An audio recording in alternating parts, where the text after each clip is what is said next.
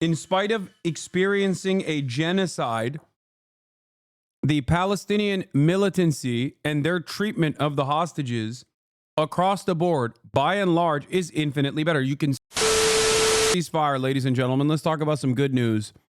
The Teflon Don done did it again. Before people yell at me and get mad, obviously I have a a more nuanced approach to this subject matter in terms of like the validity of the ceasefire or how long it will stay and what the impact is going to look like than just simply saying Donald Trump, the man, the myth, the legend, he came in and he did the thing. Okay? Regardless of how much liberals try to say, oh, Hasan is so stupid. He's a Trump supporter now.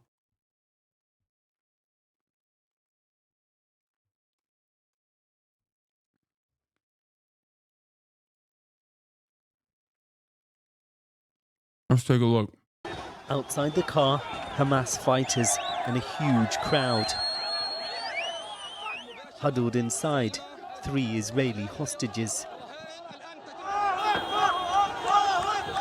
Handed over to the Red Cross on their way back to their families after more than a year in captivity. In Tel Aviv, they'd gathered to watch history unfold. I just can't believe that this day is finally here and that it didn't come already a long time ago as well. I just can't imagine what these girls have gone through and can't wait to have them back in our arms. I can't explain what we feel. I can't explain. We're like just like a big family. That's all I can feel. I don't know them, but they're like my sisters. I can't explain. It's insane. Amongst those freed today, Emily Damari, a British-Israeli dual national and a Tottenham Hotspur fan, kidnapped on October the 7th from kibbutz Kfar Aza. My beautiful, funny and brave daughter, who I love to the moon and back, deserves to come home. I need to hug her again, and I need to see her smile. Also released, Doron Steinbrecher. Come on, chat. Chat be like, oh, Tottenham fan. Send her back. Calm down, man. Calm down. This is y'all are fucking stupid. First of all, Ested is a Spurs fan as well. Friend of the show, Ested. Also a Spurs fan. I didn't realize I had so many goddamn gooners in this chat.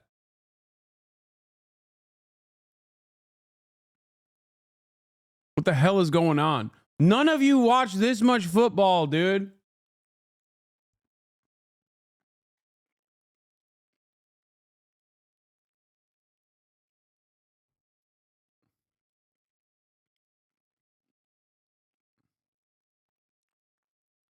Veterinary nurse, again from Kfar Aza. And Romy Gonen, shot and abducted at the Nova Music Festival. We spoke to her mother after a previous ceasefire deal collapsed. We were so sure she will go out at Friday, and it was devastating. To wake up at 4:30 and follow the news and then see there is no list.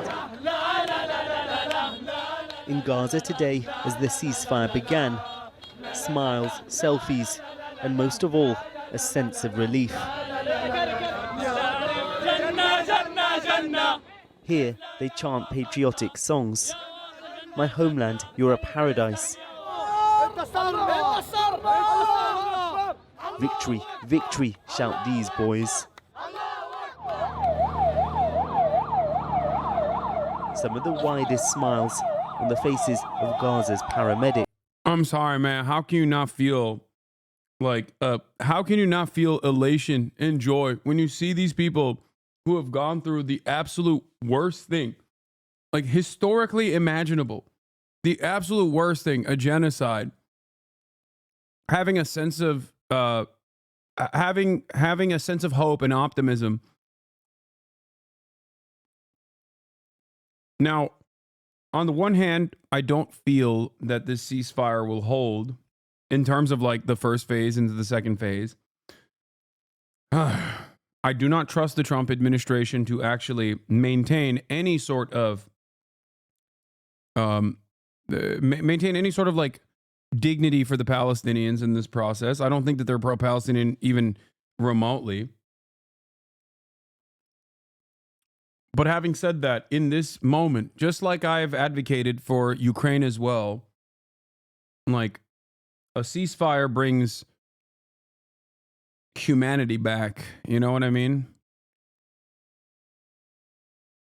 It's great. Even if you can't actually trust the Israeli side to maintain the ceasefire or whatever, it doesn't matter.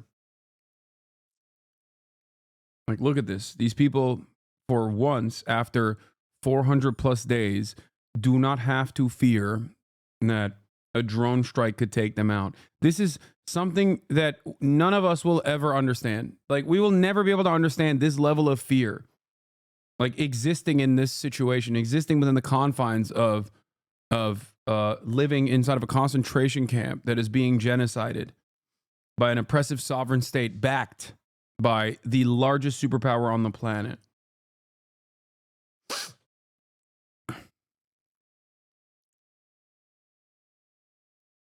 So no matter who's doing it, no matter how they're doing it, no matter how they push for it, I will always and forever be grateful for those who seek out peace, even if it is for a brief moment. Okay?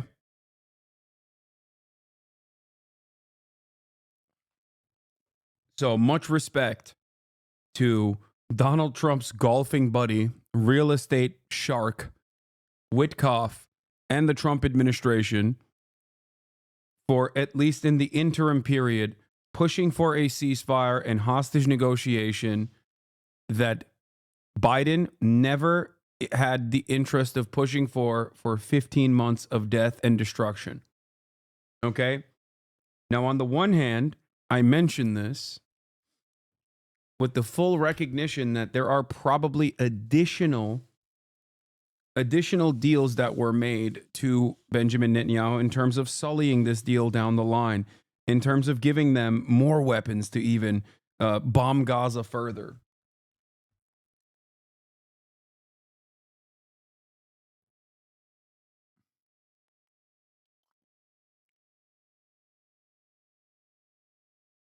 Trump wants normalization with Saudi Arabia. West Bank's annexation is a no-go.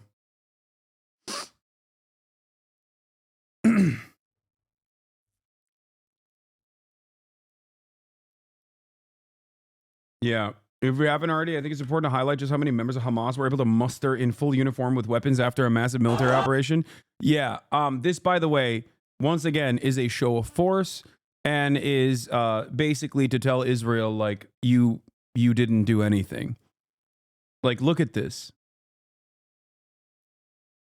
Like, after 15 months of unlimited maximalist genocide, you still have a standing military with operational procedures, gear. Obviously, they don't wear this gear when they're fighting. This is more so usually symbolic. But it's crazy to think that they just pummeled the Gaza Strip for 15 months. And these guys still have some kind of command structure, operation structure, divisions. They're fully operational.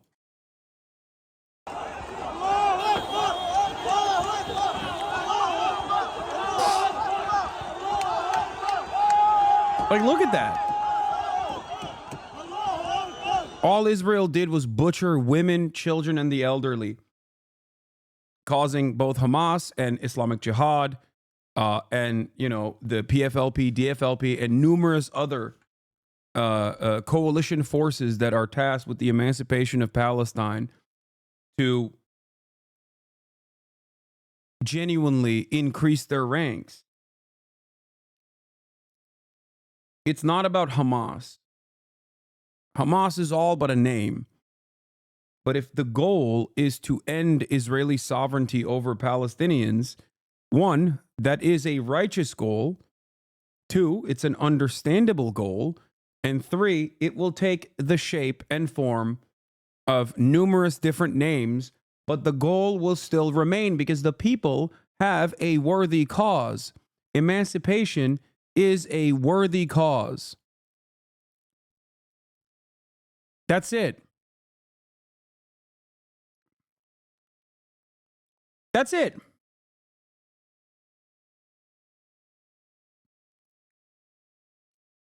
You cannot bomb people into, unless you do a full-blown genocide, like unless you complete the genocide, okay? You are not going to be able to successfully undermine millions of people's interest in emancipation. That's it.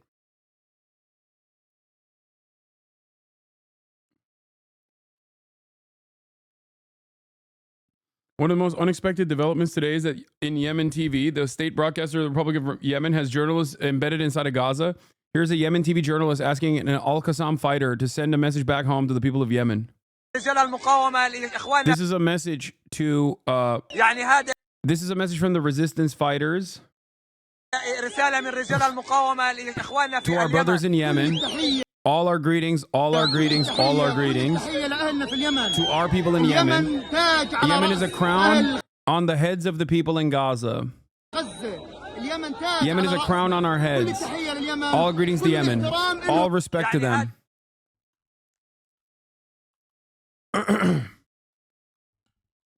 Even with full genocide, there's still diaspora.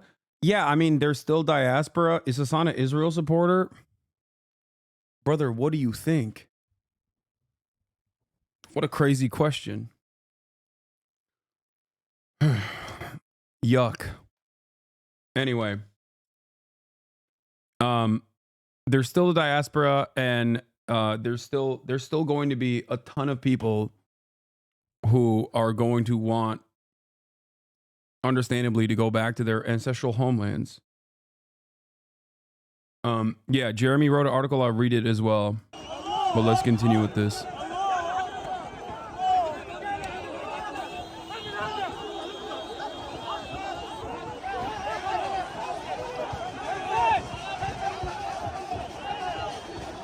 Bro, they got the social media division going too. Look at this guy.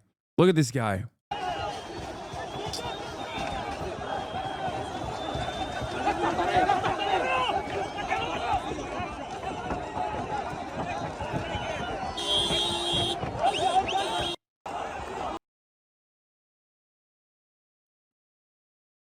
What is it?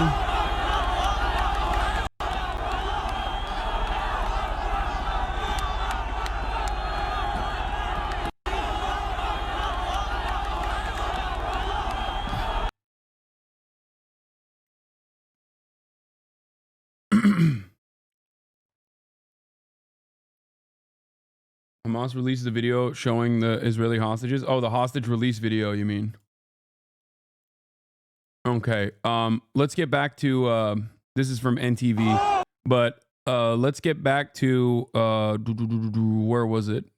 Oh, damn, you got Trump out there too. Let's get back to the coverage here first. They've spent the past 15 months witnessing unbearable horror.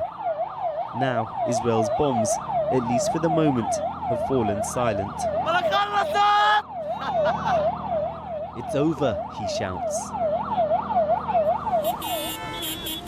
I really hope so. Parading on the streets, Hamas fighters putting on a show of force.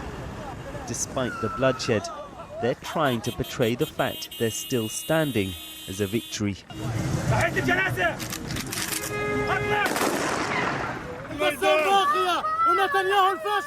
We remain. Netanyahu is a failure in the dustbin of history, this man proclaims belligerently. But much of Gaza now resembles an apocalyptic wasteland. Displaced families today began to return to the north of the Strip. I'll get to Trump in a second. Ferocious and renewed Israeli offensive in recent months has left destruction as far as the eye can see. Sami Barakat has come to see what's left of the 3 apartments and supermarket his family once owned. We found the place destroyed, as if it had been hit by an earthquake or a volcano. It's indescribable. This street used to be the most beautiful street in the Jabalia area.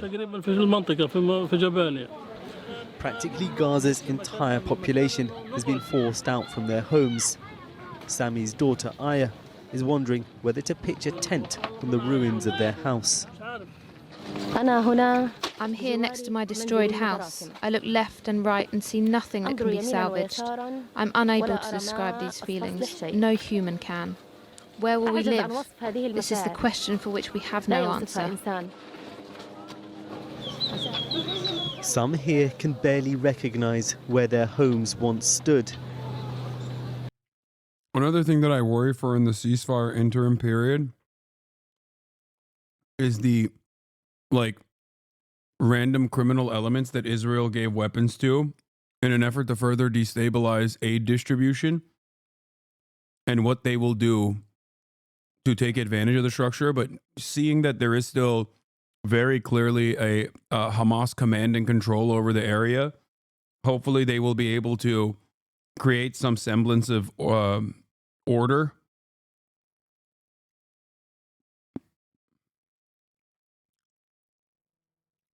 Because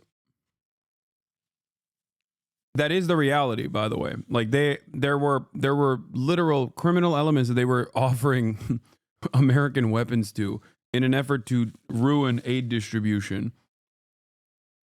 So there will probably be internal instability in the interim period within the Strip that the media will probably portray as like, oh, these are brave forces that are taking matters into their own hands to combat Hamas for the crimes of like what Israel did to Hamas in the upcoming weeks. You'll hear some news coverage on that if it does happen. Others pick through the debris, looking for any possessions they can find. Still, amidst it all, there's also defiance.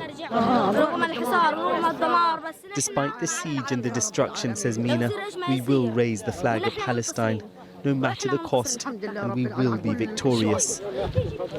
For both sides in this awful conflict, there is now a new hope that more hostages will be released, that the war will finally end.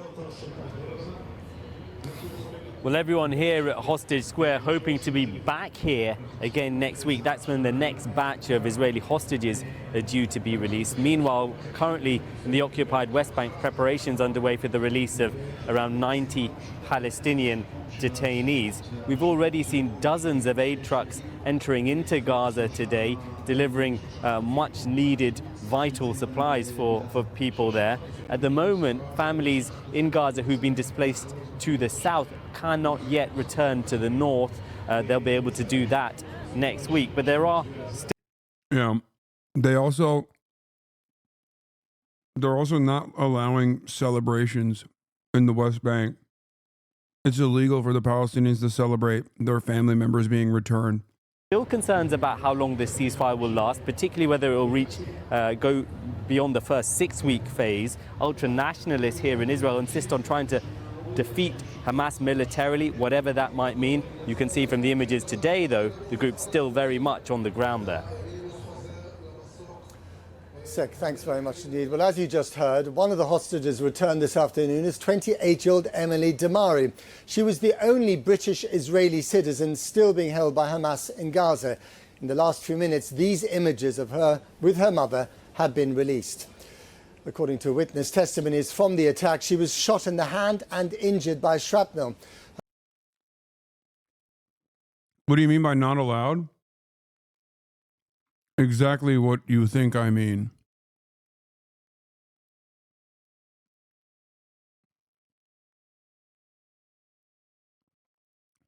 As in, if Palestinian families celebrate their hostages coming back home from the Israeli detention facilities, they will be arrested and put into Israeli detention facilities again.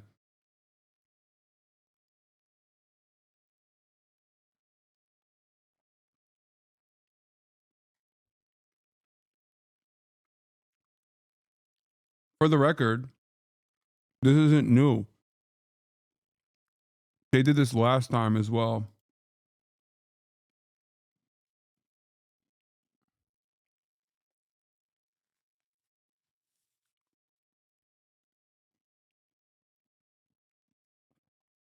Already, Israeli forces stormed the home of Palestinian hostage Zainab Arbar in Silwan, warning her family against celebrating her expected release on Sunday, enforcing Israel's policy to suppress any expression of joy within Israeli territory. It's so funny. It's like, it sounds stupid, right? Like, it sounds insane. I get it. If you live in America and you hear me say this, you're like, oh, come on, bro.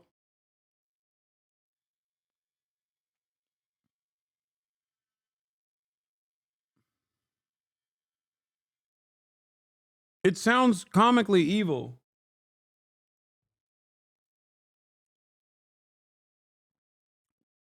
I just want to also let you know, in the upcoming days, we will find out about the harrowing conditions of torture that the Palestinian detainees were subjected to. Whereas,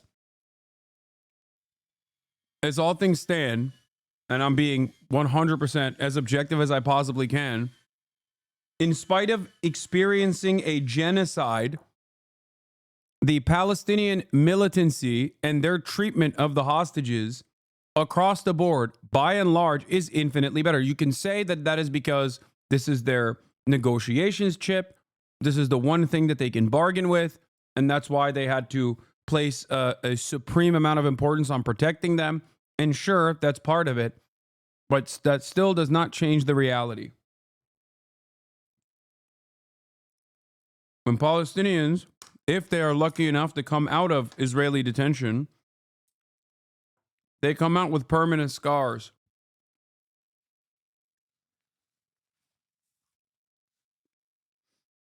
No, the no happiness rule doesn't exist in Gaza. Gaza is not controlled by Israel. The no happiness and no celebration rule can only be enforced where the Israeli military is.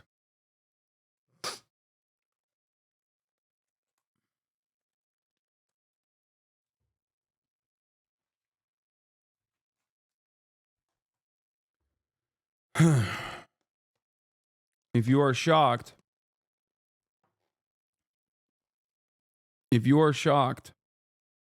that Israel would rob Palestinians of the joy, exhibiting the joy that they feel for finally seeing their family members again, well, let me tell you, this is normal.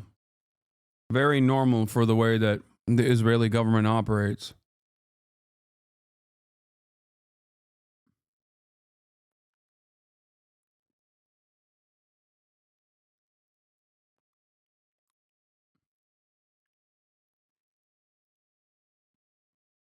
Why you eat so much fat, so?